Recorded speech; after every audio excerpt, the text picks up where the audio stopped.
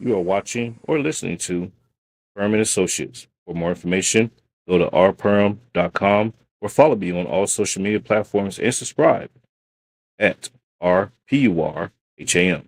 Thanks. See you over there.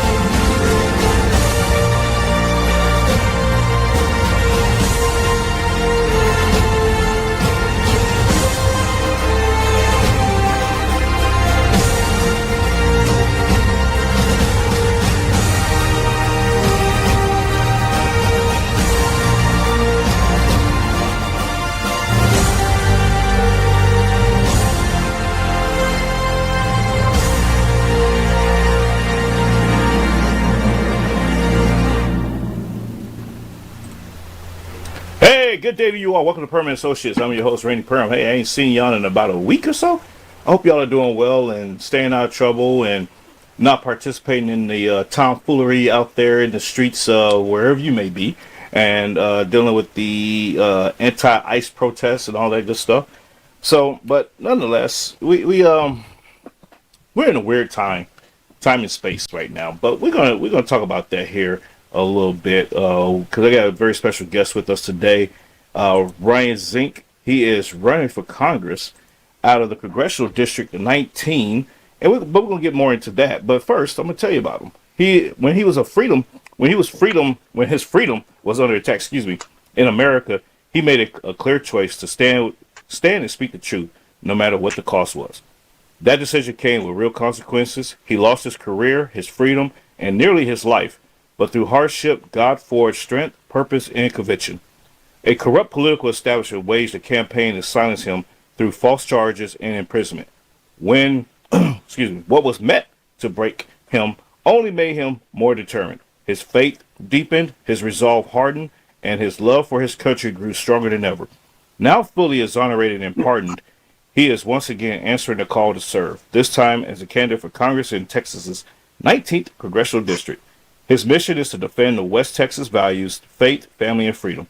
He will fight to protect the constitutional rights of every citizen, keep government accountable to the people, and ensure that power returns to where it belongs, to the Texans, not to Washington bureaucrats.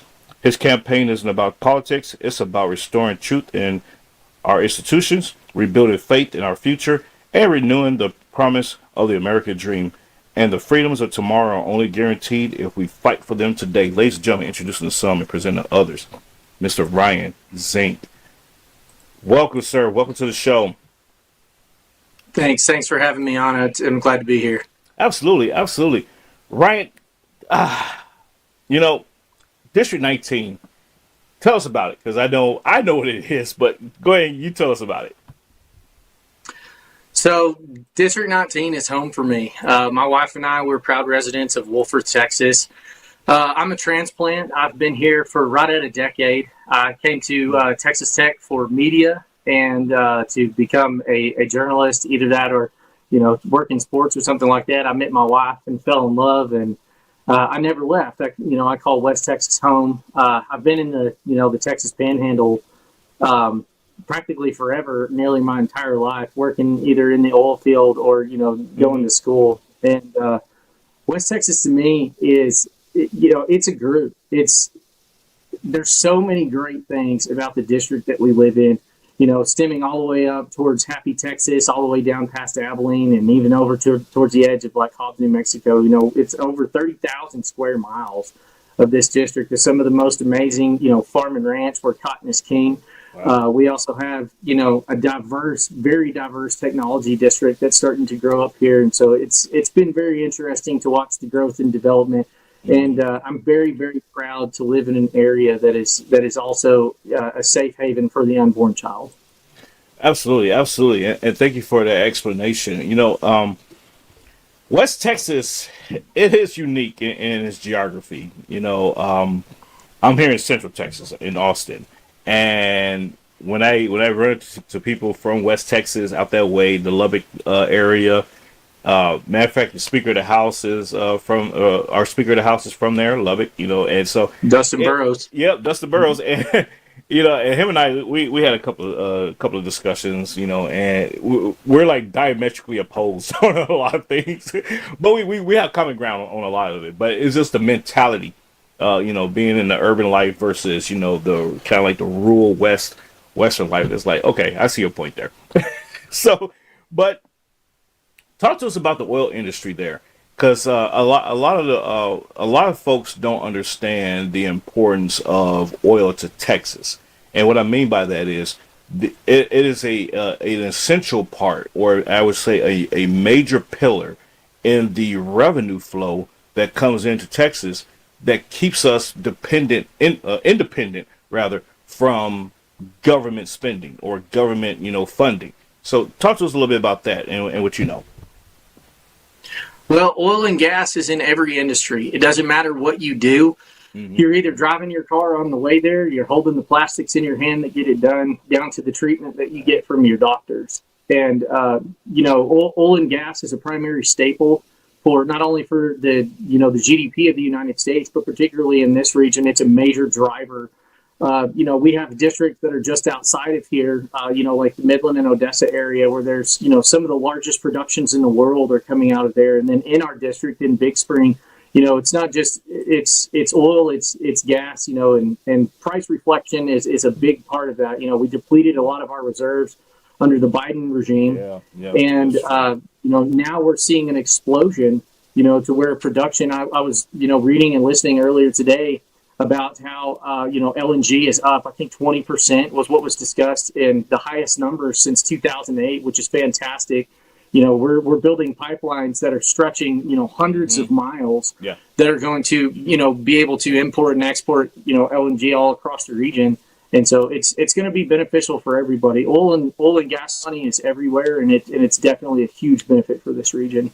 Yeah, no, absolutely. It is. And, me personally, I'm getting a little bit more into looking at the oil industry in terms of investing. Because, capturing Venezuela, I'm like, hey, ears perked up. I'm like, what's going on? So, but we're going to get into that in a minute. Tell us about your inspiration for running for Congress. Like, what woke you up and said, you know what? Today I'm going to run for Congress. So talk to us about that. So, I wasn't really political up until February 4th, 2021. I had briefly begun to dip in with all of the things that I was seeing in, 2018, 2019, going into 2020 about how elections and election integrity was becoming a relevant topic, whether votes were actually going to count in stolen elections across the United States. And my father was far more political than I at the time, and he was running for office in the state of Arizona. And, we had gone to the United States Capitol on January 6th, and the day that I actually committed to turn full-blown political was when the F drove through the front of my house with a 12-foot battering ram on an armed vehicle. Wow. So that's the day that everything changed. So, the battering ram. You were arrested for being on the Capitol grounds on January 6th.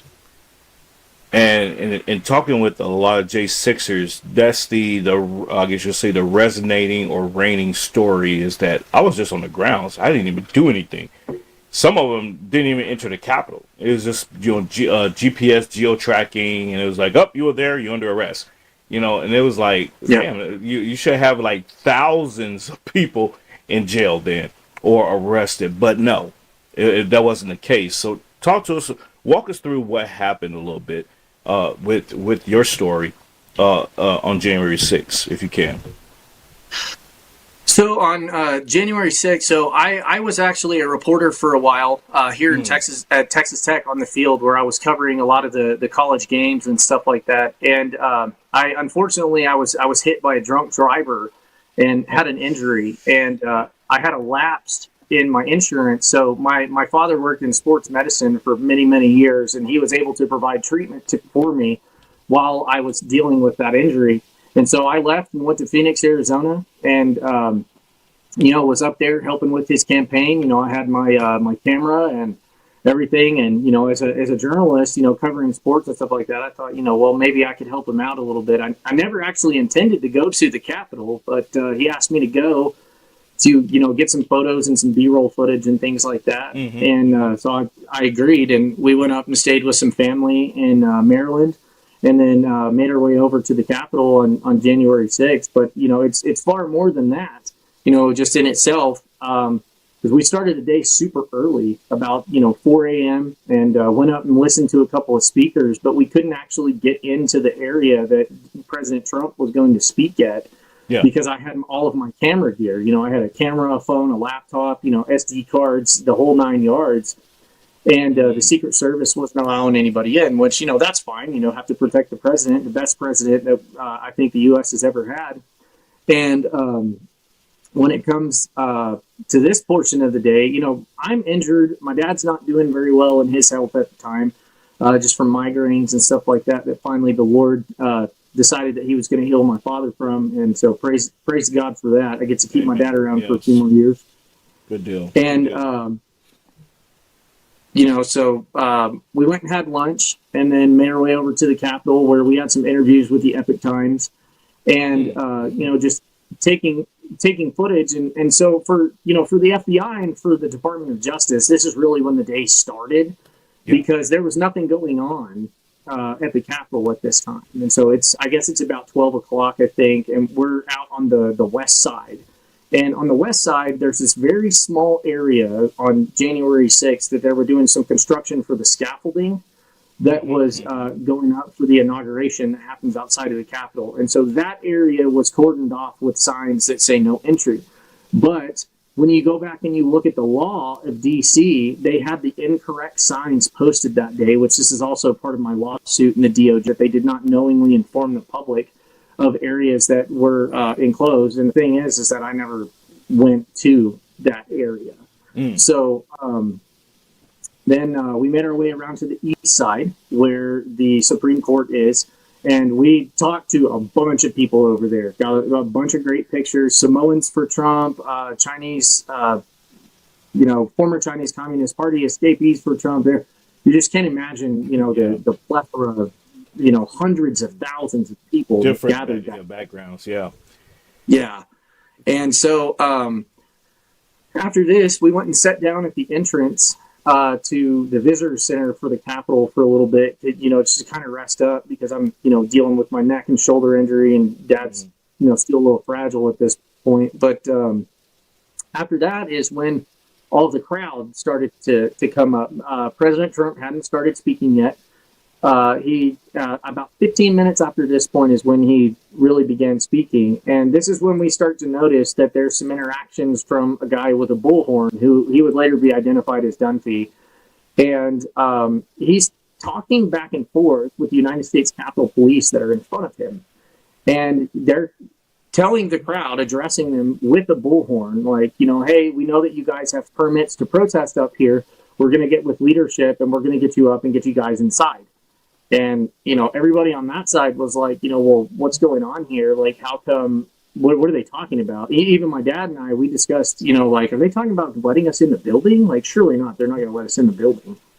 And then, so after that, there's some kind of situation that happens over to the left, which I would later discover at trial was people pushing and shoving with Capitol Police, but I couldn't see because of all of the people that were there. We couldn't really tell what was going on. And, we couldn't see it, but the camera that's, 300 feet in the air on top of the Capitol that captured it was a definite sign that I should have been able to see it, according to the prosecutor in the case. But, I mean, it just, I could go for days about the stupidity of both prosecutors, as well as the, just deranged portions from the judge on the part of the DOJ, which I'll get to that later. But shortly after this is when we see Capitol police officers. They're coming forward with some kind of impenetrable barricade, as the Department of Justice likes to say, which all around the Capitol there was no signage except for that small portion on the west side. So everywhere else there's bicycle racks. This impenetrable wall that everybody was standing. It was a bicycle rack. It's not anything like they've portrayed in the media. Well, then shortly after that, we see hundreds of people coming from the right side of the building, if you're on the east side facing the Capitol. And then there are Capitol police officers that are literally waving with both hands like this, like, come on, come on. Yeah. And so they let us into the area. So hundreds of people go into the plaza of the United States Capitol. And we followed suit up behind, and we were a couple hundred people back, from the steps of the Capitol, where we could clearly hear kind of like what the police were saying. They're like, hey, we know that you guys are here. You're here to protest. Just, don't assault us. Don't hurt us, whatever. And then they opened the stairs to the east side in front of the Columbus doors. Like, they literally turn around and they walk up the stairs, and they let everybody up onto the east porch of the Columbus doors. So at this time is when I'm there. I'm mildly political at this point. I know what's going on. Ted Cruz has just objected, and all of a sudden there's this massive amount of chaos that starts coming around the Capitol. Yeah. And this is at about 1:56 is when this happens. This is PM. And they open up the porch, and I'm thinking to myself, I'm like, hey, that would make some great shots. Like, look at all these people that are out here. We should go up there. And I'm talking about, I'm saying some stuff at this time, like, hey, we're storming the Capitol. Like, this is an amazing event up until this point. Like, there hasn't been any violence that I've witnessed on that side. Like, it looks like they're going to let a protest go on. And then this is the point in the day where everything changes. It's at 2:06 p.m. There's a man by the name of Hunter Allen Emke, who's a known Antifa member from California. And he jumps up on the window ledge to the right of the Columbus doors, and he punches and kicks it out. And so this is like the first attack. And actually, a lot of the media, they get this wrong, but Hunter Emke was the tip of the spear when it comes to what happened on January 6th. Like, all the stuff with Ray Epps on the other side, Hunter Emke had broken that window before all of that happened, according to my research. Ryan, let me ask. Let me ask you real quick. Let me interject real fast. What happened to him? Because you saying his name, and a lot of people that's probably listening and watching right now don't know who he is. Never heard of him in the main media. I heard of him. But what is his disposition right now, if you are aware, if you know? What happened to him from that day forward, even? So, as far as I know, he took a plea deal. He was given a fine, and I think was given 4 months in prison with self-surrender. And then after that, like, I've never seen him at J6 events. I've never seen him anywhere around. Haven't received emails, calls. Like, he's not on any of the threads, anything to do with the rest of the J6ers. Yeah, that I've ever seen since. I thank you for saying that, because I've gotten that same thing a couple years ago, or last year rather. Well, yeah, it's a couple years now. Yeah, and I got that same thing. Is like, this guy was the ringleader per se of the start of the riot. And since then, he's like disappeared off the face of the earth. And so, thank you for clarifying that and bringing that up, because I wondered myself. I was like, maybe he committed suicide or something. Maybe he's dead. Who knows? I don't know.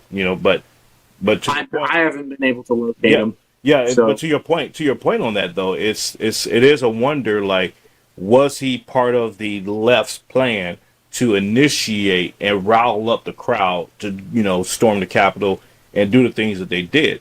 And so, but it remains to be seen. And on that note, yesterday, it was something. I briefly saw the article that Liz Cheney and one of the other J6 committee members were actually in collusion and working together to frame you guys. So yes. I want to get your thoughts on that, because I foresee some things going to come down the pipelines as that develops. But give me your thoughts on that aspect of it. Well, there's no question to me that the January 6th committee was not a bipartisan committee by any means. Yeah. You've got Liz Cheney, Benny Thompson, Eric Swalwell. Amongst anything that Jamie Raskin is involved with, you can rest assured it's a lie. Yeah, it's correct. And yeah. So not only has that come out, but also today, along with some original filings from yesterday, we've discovered that the Department of Justice and Christopher Wray with the FBI were paying the Sedition Hunters, a well-known left-wing group, to hunt and track January 6th defendants. And this is not a United States issue. This was also overseas. They were paying people overseas to run facial recognition software to go and get Trump supporters that were at the Capitol that day. People like myself who never went in the building, never assaulted anyone, never damaged anything. And in the later part of once we pick back up from where we left off, you'll see and hear about how I was protecting police officers on the East Porch. Mm-hmm. And, they were hunting us down and paying these people. They paid them over $150,000 is the finding from today that we saw come forward. That's crazy. Wow. Mm. Go ahead and continue your story. I just wanted to interject in there because about Menfrey. Yeah, sure. Menfrey, whatever his name is.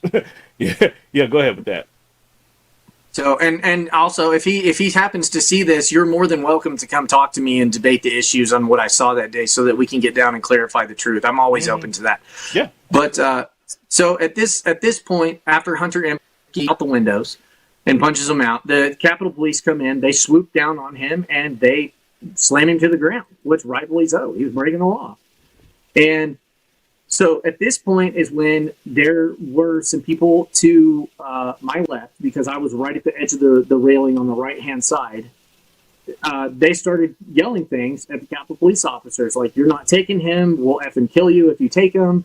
You're not going to do that. He's one of ours. You're a traitor. What are you doing here?" And so I'm, injured, not in fighting condition. And I speak up for them. And this is on video. I can provide this video to you. I yell at these people and I'm like, "Hey, leave them alone. They're just doing their jobs. He's breaking the law." And then they turn to me and they're like, "No, they ain't taking him." And I was like, "He's breaking the law. Leave him alone." So that actually quieted the crowd down at that point.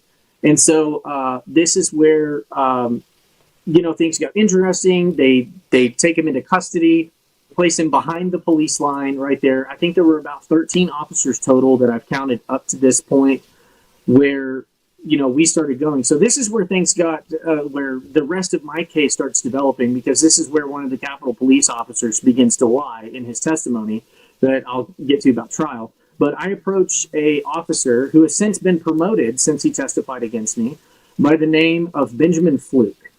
And Benjamin Fluke, I approached him and I asked him, "How can we help you?" And he told me to stay on the porch and take pictures of people that attacked him. That was what he told me. Nothing. You need to leave. This is a restricted area. Nothing. That's what he told me. Wow. So I did. I stayed up there and I videotaped and I took lots of pictures. And I, took pictures of people that I thought may be suspicious characters, which later we would identify that one of those, we are almost positive that he is a federal asset agent or confidential human informant. Mm-hmm. And he's the guy that was seen pulling the glass out of the east side and telling people to go in there with a friend of mine, Bobby Powell, who has now passed away, was the one who videotaped that encounter. But I asked him what we were supposed to do, and I did that faithfully and diligently. And then I started to talk to another police officer whom the Department of Justice refused to identify so that I could, question him in the case, where I'm getting information out of the radio that he has on his shoulder. And this is where I find out that there's a fire, that people have entered the building or at least at the grounds. We thought they were inside on the west side at this point, but later with research, we didn't, that wasn't in fact true. But I asked him, hey, what's going on? Like, is there anything going on inside? And then all of a sudden we hear Ashley Babbitt get murdered by Officer Michael Byrd. We could hear the shots from outside on the porch. Yeah.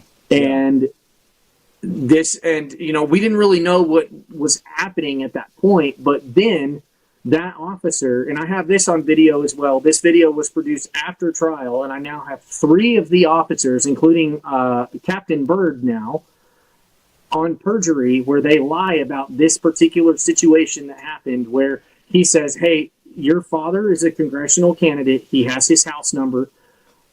We have to get you guys over here. There's an active shooter. We think it's down below us. But if you guys will come back here, we want to put you in this corner, and we'd like to protect you from if there's a shooter, since you've been helping us out. Yeah. So then they take me and my father behind the police line.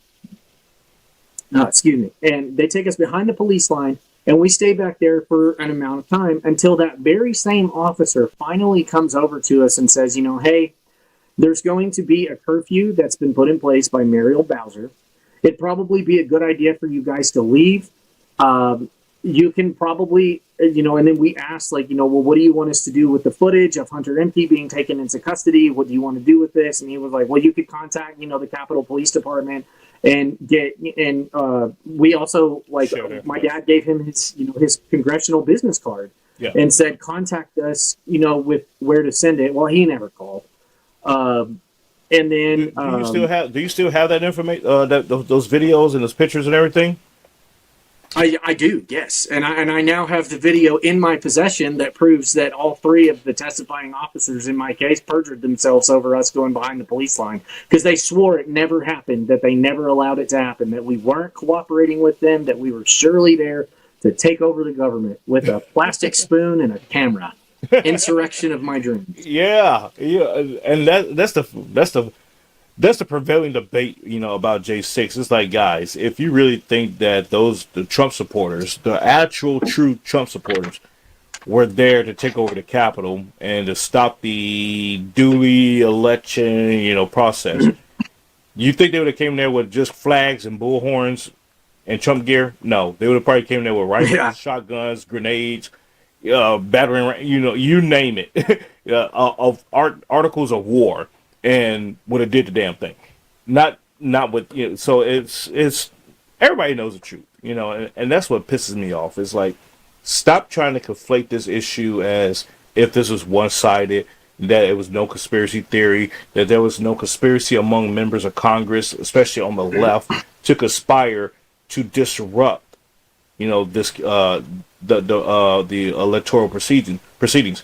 They knew, because the moment, like you just pointed out. The moment Ted Cruz, because I was watching it live, the moment Ted Cruz said, I object, and then they had a couple of other representatives stand up and say, boom, exactly. That was game over, because the Democrats already knew, they already anticipated that was going to happen. And so that was a triggering moment right there. And I want the American people, the international people, for that matter, to just go back and watch the footage. It wasn't coincidence. It was by design. It's seconds after it happened. Exactly. And like I said, I watched it live. I still have some of the footage on my hard drives of all that stuff, because I was covering it from day one. The buses. I want to ask you, did you see the buses that pulled up on the side? It was like, I believe it was three kind of like party buses. Are you referring to Clay Higgins, the ghost buses? Yes. Yeah. Okay. So there were many buses like that in the area. So in some of the first footage that I have, there's actually buses in an underground portion that we were able to recover from the photos that I believe the FBI deleted out of my camera, but we recovered those and we got them back. So good luck, because those are coming to trial with us. Hey, you know what? I'm gonna bring you back, man, and we can do like a video picture collage and go as long as we need to, and get that out there, because folks need to know the truth on that. Let's get back to your campaign. Thank you for sharing about J6, about your experience with J6. Yeah, and you were pardoned and given unconditional pardon. Is that correct? Talk to us about exonerated and pardon, right? So I was granted a pardon of innocence by the President of the United States. This is after going to federal prison. So my original sentencing that came out, I was facing decades in prison. Yeah. Decades. I was one of the people that was charged with the obstruction of an official proceeding, which, if you go back, you look at the 1812 C, or I'm sorry, the USC 1512 C2. This is tampering, threatening, or coercing a federal witness. I never did any of it. And, you know, the Department of Justice and the corrupt prosecutors and James Emanuel Boasberg, the chief judge in Washington, D.C., agreed that because they could pick a very select, finite word syndrome inside of there that says whomsoever corruptly, that defined for them that because I wanted my candidate to win, that they could charge me with a 20-year felony, which I did wind up beating at the Supreme Court with the United States versus Fisher case. That was a lot of hard work that went into that. And then by the time that it settled down with all of these different felonies and misdemeanors that they charged me with, I was charged with 2 misdemeanors. And they sent me to federal prison for those because I would not apologize. And because I was fighting my case, when I was in Washington, D.C., they tortured me. I have scars on my wrist from how tight they put the handcuffs to where they bled. I was poisoned. They placed raw chicken inside of my drinking water line, and I got very, very, very, very ill. The first cell that I was actually in when I got to Washington, D.C., was covered in a 1/4 inch of urine and feces. And I was in that cell for a couple days, actually, with no running water. And then whenever I moved, because I talked to my attorney and was like, you know, hey, I need to get out of this cell. That was when they started torturing me. You know, they put chemicals in my food, and I was having to wring out like my rice in my socks. I never had a cup, a Bible while I was there. Every constitutional right as an American that I was afforded was an imaginary. It was the second cousin of Roger Rabbit at that facility. It just did not exist. And you know, it just, there's so many things that, you know, true violations. They said that my last run for Congress, this is at trial, by the way, this is in my transcripts, that my congressional run was nothing more than a scheme in order to make myself more relevant so that I could, you know, de facto not face the consequences of my actions. And then they broke the law where they sent me to prison because my father was still running for Congress in Arizona. So they sent me to an Arizona prison further than 500 miles from my house. And the day that I got there, they ran newspaper ads that says Arizona tax dollars being paid to house federal inmate Ryan Zink, son of congressional candidate Jeff Zink. Wow. You know, in a leftist state, like you can't make this up. This is the biggest travesty of justice. I was just going to say you can't make this stuff up because that was political.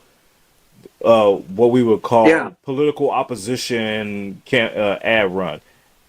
And they did that. Oh, it's lawfare. It's completely lawfare. Everything that was done to hurt the presidency of Donald J. Trump and the supporters that dared to speak out against the stolen election. Yeah, absolutely.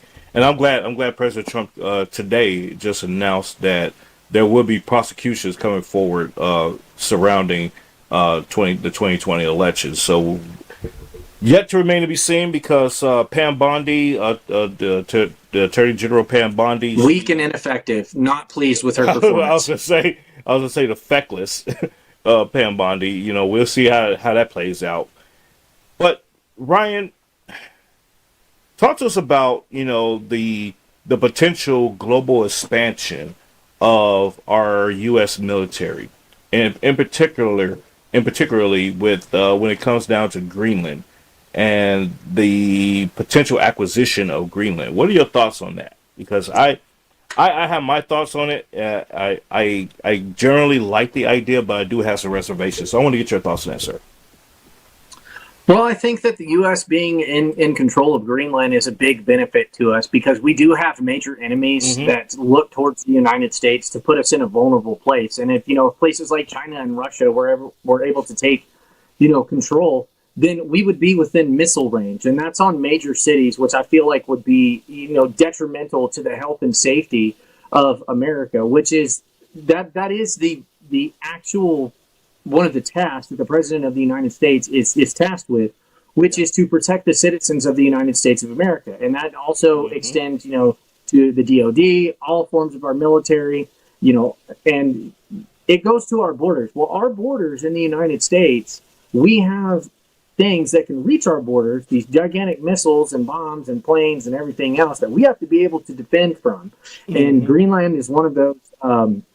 It's one of those places that we need to be in control of that, or at least be so favorable with the government of Greenland that we can go in and have that, have an Air Force base there, have something that will give us an extra warning system to protect, our northeast coast, as well as, some of our allies over in that area with Canada. If we can call, the government of Canada an ally at this point, but at least we got rid of Trudeau. Yeah, thank God. You're absolutely right, and I concur with your assessment there. Like I said, my only reservation is that we're gonna potentially put we're gonna expand military bases in Greenland if whether it's an acquisition or not. There's gonna be some other mechanisms of agreement, if you will, or memorandum of understanding to in place these military bases in Greenland.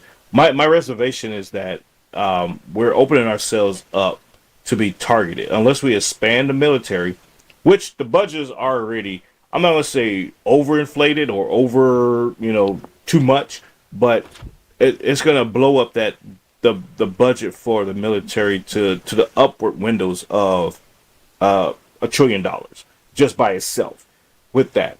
Sure. Now, I do understand the geopolitical landscape in which we're trying to thwart Russia-China aggression through those means of Greenland and everything. I get all that. My concern is not only the budgetary constraints that we're going to put ourselves under, which with the raw what do you call it, rare earth minerals and everything else that we may extract out of Greenland and all that. I'm wondering if the juice is worth the squeeze. I guess that's what it boils down to. And myself being, retired military and I was stationed in NATO in my last 3 years in the military. I understand that dynamic, that landscape over there in Denmark, and being I guess you could say the current owners of Greenland in a general sense. I just want to get your thoughts on, like, do you have, being a fiscal conservative, do you have those concerns of an expanded financial commitment just to protect the United States or protect our allies even from Russia and China on a hypothetical? Because I see there's other means and other ways to defend ourselves and our allies with that regard. I just want to get your thoughts on that. So I think that there's a lot that we could do. When it comes to spending, we should go look at places like the Pentagon that hasn't passed an audit. There's lots of money that we could doge out of these places and go in and look at the spending itself. I remember a while back there was I believe it was a senator that came forward, and he was holding a bag of ball bearings that their production was like $800 to the American public, but when it went to the military, it was like 80,000 or something like that. So when we look at an aggressive expansion like this, we're going to have to look at other areas to go through. I am for spending money where it is required to protect the United States of America. Okay. However, we do have to do it smartly.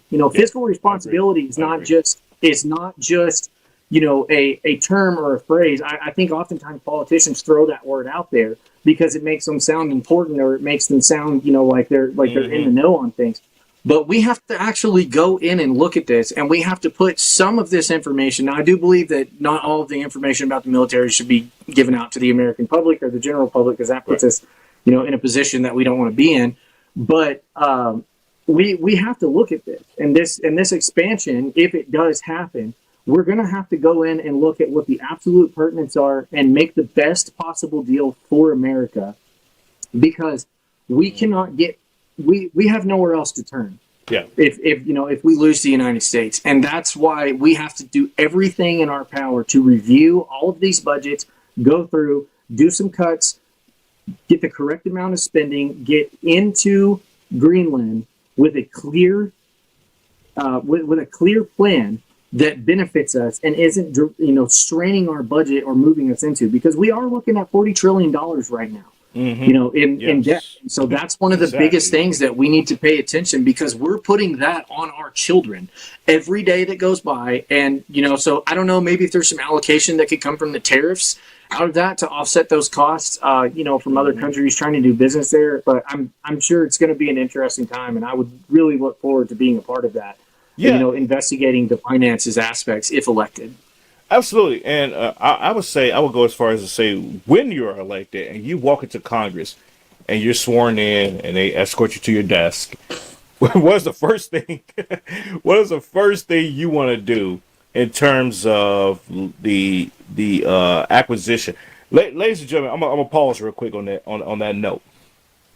When I say the acquisition of Venezuela, make no mistake, I foresee Venezuela becoming a U.S. territory, despite what everybody may want to say in the media, mainstream media, and all the pundits. They're like, oh, they're going to turn it back over. Yeah, bullshit. they're just not. We're just not doing that. It's going to become a U.S. territory, and with $17 trillion of oil under the ground of Venezuela, and that becomes a pseudo asset to the United States. That cuts the U.S. deficit in half, essentially. Ryan, as a member of Congress, Congressman Zink, how would you look at that kind of an asset being along with Greenland with their rare earths? How would you look at the appropriations process? Would you look at it differently, or would you concurrently, or would you look at it in its concurrent state and say, you know what, okay, we can maybe just add more money to these different things that's being appropriated currently, or you say, okay, hey, we have a golden opportunity right here to wipe the debt, as much as we can, cut some of these programs and funding for, transgender mice and all that mess. How would you approach all that? Can't make this shit. So if elected into Congress, the very first thing that I would do when I got to my desk is I would pray and I would thank the Lord above for the many blessings that He's given me from prison to politics. Yes. And that is the very first thing that would happen. Now, when it comes to Venezuela, we have to look at the leadership that was there in order to understand what was going on in the region. As of right now, with Venezuela, where it stands, and the recent capturing of a president who refused to give up the seat from his election, can we trust the information that came out of his cabinet and out of his presidency that he was telling the United States about what's down there? So I think that we're going to be collecting and seeing a lot more information come out in the next months before we get up to November. But can we really trust the accuracy of what's coming out of Venezuela with a complete and corrupt total dictator that was running the country?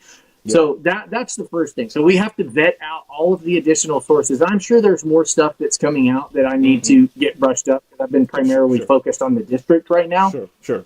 But oil and gas is going to benefit this district, not to mention, we have, agriculture and many different aspects that are also going to be coming out of that region, because oil and gas is just one of the exports that Venezuela is looking at.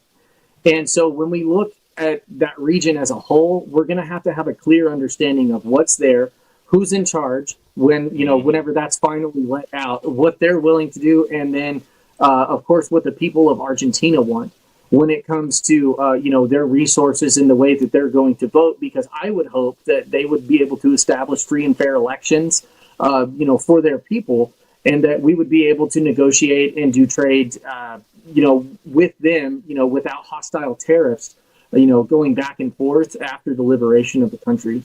So I think that that's probably where we have to start. And then we can look at how that's going to scale out once we have real numbers and, acquisitions of the, of the country itself. Absolutely. I love that answer, actually. Thank you for that, because you're right. We have to look at, is it true? Number one, is there really $17 trillion worth of oil there, or is it just a little spigot and they just water it down and make it look like there's a lot of oil? It could be some of that. And that would be some crazy, that'd be some crazy mess. But outside of that, Ryan, the America First foreign policy that President Trump has enacted, and by the time you're sworn in and you're seated and everything else, President Trump is only going to have a year left in office, and so we're going to presume that or assume that JD Vance, Vice President JD Vance, is going to take the helm under a 48. vice, under vice presidency of Marco Rubio. That's the gaming right now that we're looking at. What are your thoughts about his current foreign policy initiatives? And I asked that and I paused because a lot of people are saying that President Trump is focusing too much on foreign policy right now. I argue that he's not. He's given a great balance to it because he's playing a long game. But I want to get your thoughts on his approach to the foreign policy as an America First agenda. So I do agree with the majority of the America First agenda. I do think that some of the overzealous talks in application have gotten us to the point to where we do have retaliatory tariffs, coming from countries that we trade with, and that has not been beneficial to the farmers in our area. Yeah. For District 19.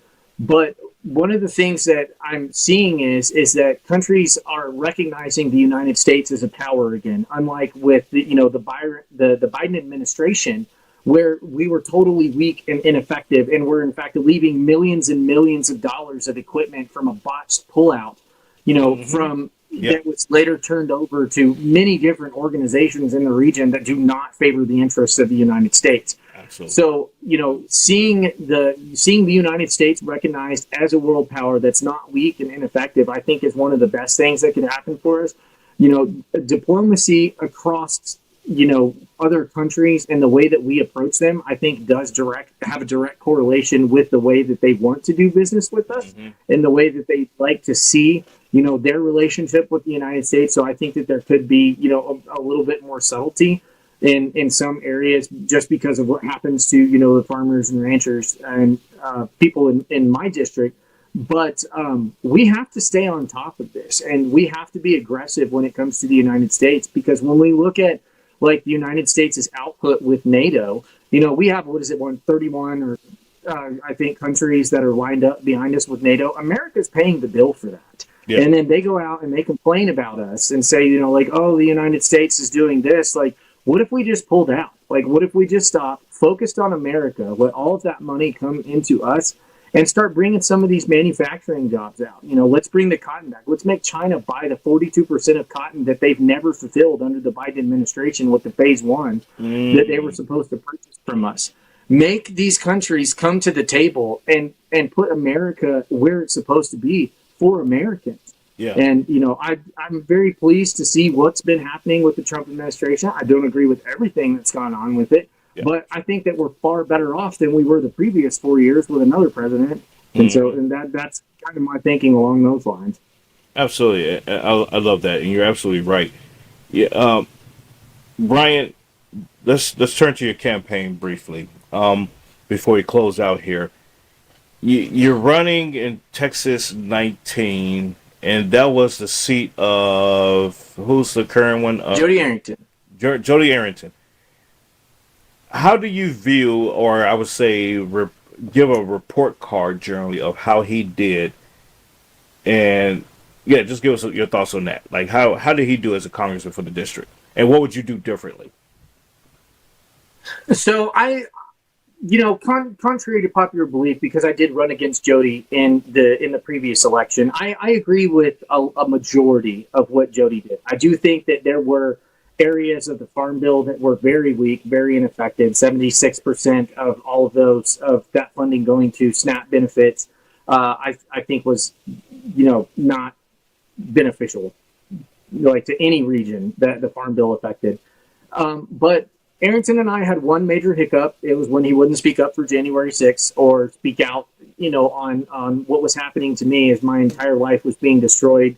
Like the week that we met with him in person was when we had the first miscarriage, my wife and I, and then we wound up having the second one during trial during that point. So that was kind of a sore subject with me. But whenever we look at the conservation programs and working land programs that he helped develop into the region, not to mention, the support for the antitrust enforcement, regulatory reviews to lower the input cost to farmers. And not to mention that, but also like the farm aid packages and stuff that he was working on across the region, like where we got the. Mm-hmm.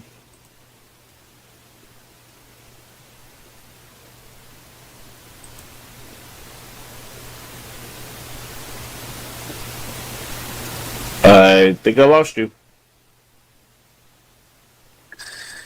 Yep, there you go. I cut out on you. Yeah, there you go. There you go. You're back. All right. So, is it going to pick up on the recording, or do you want us? No, go ahead. Yeah, Okay. it will. Yeah, it's going to be cut out, but that's fine. It was only a couple seconds. Okay. All right. Sorry about that, everybody. No worries. Modern technology creates modern inconvenience. Yes, it does. So, I would like to continue a lot of what he's done, because I do want to advocate for a safety net inside of the farm bill. It's high time that we stop putting band-aids on something that requires surgery. Yeah. And Great. what we see with farm and ranch and ag is that I feel like a lot of people promote, instead of promoting the farmer, they promote the industry in itself, instead of actually looking at like what's going to benefit the farmer. And we need to push for completion for major bills. I think is one of the things, and we need to build on the recent calls from the 56 agricultural organizations for additional economic aid to, there's an existential threat to U.S. farms, including those in my district, as we see rising bankruptcies and financial difficulties amongst farmers. The input cost is entirely too high. So I want to go to war against that. There are businesses that are promoting technology fees, and the right to work is a big issue right now, where you have farmers that can't even work on their tractors. And if we look at Brazil, like let's take John Deere, for example. Brazil said, hey, we want some of these tractors, but instead of going through and putting all the DEF on them, they made them build them in Brazil and do them the way that they want them, and then drove the cost down. Yep. And we need to be looking at that. I touched briefly on, conservation and reserve programs. We need mandatory funding for stuff like that. Environmental quality incentive programs, the government, we need to quantify that American food and the American farm industry is a part of this national security of the United States of America. If we don't have farmers, we're going to be in a bad place. I promise you. No jeans to wear, no food to eat. That's going to get really crazy really quick. And we've got to enhance the conservation stewardship programs. To a major issue in this area, we've got to start combating drought. There are lots, not even just in this district, all across the United States. We have districts that are, not irrigated land. It's all, dry land, farming. And so we have to look at that, and, not to mention the inflationary pressures that come with, putting the cost of putting in a pivot right now, or getting, drip line irrigation installed to field. These prices are astronomical. And, there's so many other things. Like, there's new farmers is becoming irrelevant. People are not applying anymore. Yeah. Because we have non-agricultural development, data center expansions that are, trying to be built on, prime farm and ranch land that, we need that for farming, not to mention, preserving, productive soils and water resources. Data centers and AI centers, they take a lot of water. Yeah. And if we're not, good champions and stewards of the Ogallala, as well as all the other aquifers in the state of Texas, even all the way down to Mexico, where we're starting to see, critical development of AI structures come up too, we're going to lose that water, and we're going to be in a bad place real quick, because if we can't water, we can't grow. Exactly. And then, let's see, what else here? Agricultural credits, we, like the USDA and the Department of Justice, we have got to rein in and give the farmer back the power. I feel like there's a lot of bureaucratic red tape that's involved with loan guarantees, just helping farmers get to subsidies, really, I guess is the biggest aspect of this. because we have razor thin margins on a lot of farms, and the high cost that's going in, and farmers trying to expand. We've got to be able to improve access to ag credit. We need farmers to be able to go to banks, get loans, get the stuff that they need, and to grow the food and the products that we sell to other countries. And maybe the United States could buy all the cotton, and then we could sell it out to other countries. We definitely need to make China uphold and purchase the other 42%. That's millions and millions of dollars that's been left on the table that affects this Congressional District 19 right now. Wow. And then like I was saying in the previous one, we've got to mitigate the trade impacts that come from the Trump tariffs. The USMCA compliant ag imports. We've got to be able to find a way to carve out fertilizers from Canada or other countries where it's beneficial for us to grab them, such as potash and then other energy sources that we need, like nitrogen. And then we've got to find relief. That's the thing. We have to go digging. We have to look into the tariff money to see where it is. And then, we've got to address, in July 1st, 2026, the USMCA renewal deadline is supposed to, ensure stable trade flows, as Mexico imports, I think about the number was $30 billion annually in U.S. farm produce. So, that's coming up. And so we really need to be paying attention during those times, what's going on, because that's going to affect a lot more of the region that we see. And cotton prices are just, it's down. The farmer's struggling. And wow. we have to find a way around that. That is tremendously interesting, and I love. It's a lot. I was gonna say it's a lot. I love how you broke it down. You almost oversimplified it, but you made it you laid out the complexity of it all brilliantly and beautifully, might I add, because a lot of people don't understand these things or don't think about these things, And so, thank you for breaking that down, because it's very important for not only West Texas, not only Central Texas, not only East Texas, North, South Texas. This is across the country and across the globe. Just as you mentioned, China owes us a 42% purchase of cotton. So this is a global issue as well, and out of Texas alone.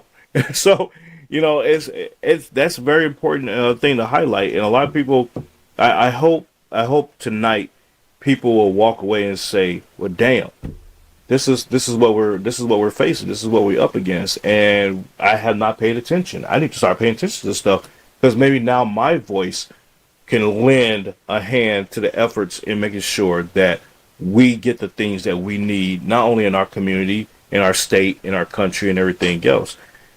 And it's important, folks. It is very important.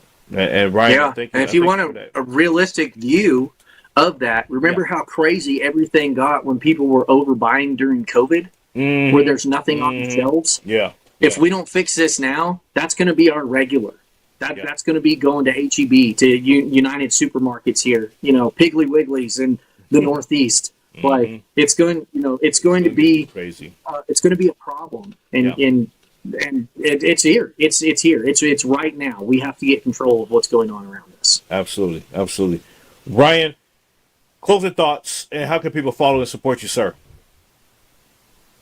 So I think the most important thing that for my closing thoughts is that I'm very, very proud of the direction that this country is headed in. I love the district that I live in. I love the people that are here, and I think that it's time that we have accountability across the board, not only stemming from our elected officials, but the companies that the government does business with.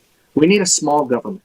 We need more power returned back to the people of the United States of America instead of bureaucrats gaining more control. If you guys like what I had to say, you can go to ryanzink.vote and check out my policies. You can donate to my campaign there. There's a nice donate button that's down there. I've spent the last 5 years fighting the federal government in court, and now I want to go and fight for the people of this district, because this is where it matters. And you guys can, reach out to me at ryanzink.vote. It's Ryan Z for Congress on Twitter, And then on Facebook, it's Ryan Zink for Congress on there as well. And that's if Facebook lets me keep it, because they keep trying to take mine down.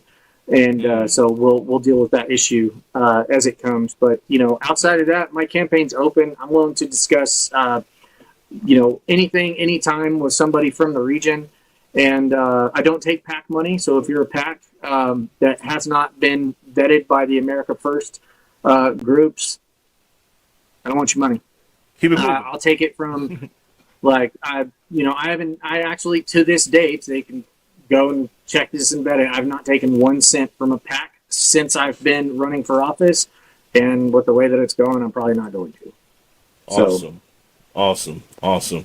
Ryan, thank you so much for being here, sir. Love the discussion. I wish you tremendous success in your campaign, and look forward to seeing you do this in Congress and taking that seat, and that way I can come up there and harass you. So, as a fellow Texan, so it'll be open. I'll let you tour the Capitol with me. That'll be an interesting day. Yeah, considering I've never been inside. I've never been inside the Capitol. So really, yeah, we'll definitely do that. We'll definitely do that. Yeah, absolutely. Hey, Ryan, be safe out there. Thank you so much for being here once again. Good luck out there in the campaign, and folks, check them out at ryanzink.vote, and let's make it happen. I appreciate it. Thanks for having me on. Absolutely. You're very welcome. God bless. Be safe. Ladies and gentlemen, Ryan Zink, running for Congress out of Congressional District 19, out of that's the Lubbock area, West Texas. Look him up. Check him out. Once again, this is his website. I'll throw it up here on the Chiron here. ryanzink.vote. And hey, if you feel compelled, you like what you see tonight, you like what you heard tonight, for those that are on the listening side of the house, Ryan Zink, that's RyanZink.vote, RyanZink.vote, and check them out. And if you feel compelled to donate, do so, support, and all that good stuff. Folks, I'm gonna jump up out of here and give me some food. I am starving. I will catch you all sometime in the near future. I'll talk to y'all soon. Take care. God bless. And y'all be safe out there. Ciao, ciao. I hope you enjoyed today's program. You can follow, like, share, subscribe on Spotify, Substack, Rumble, YouTube, Facebook, and your news. And also, you can download Let the Truth Be Told app on your favorite streaming platforms, such as Fire Stick, Apple TV, and Roku. Take care. God bless.